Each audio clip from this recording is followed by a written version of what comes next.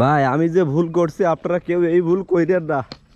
আবহাওয়া খারাপ ছিল এই জন্য ঠাকুর বাড়ি আমার গাড়িটা রাইখে আমি হচ্ছে সুতরখালির দিকে আইছিলাম। তো ভিতরে আইছি, সেই বর্ষা শুরু হয়েছে। এবার ওই যে বর্ষা শুরু হয়েছে শেষ হয় না, আমার এই ফুল ভিজে গেছিলো, জুতা টুতা সব তো কোনো মতে ছিলাম একবারই থাইকে।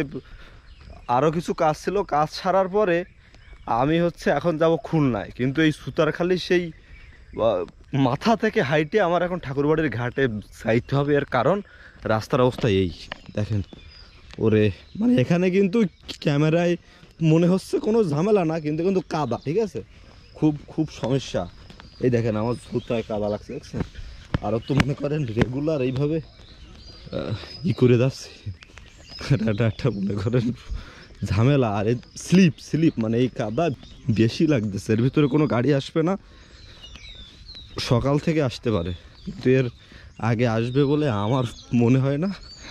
আর মনে করেন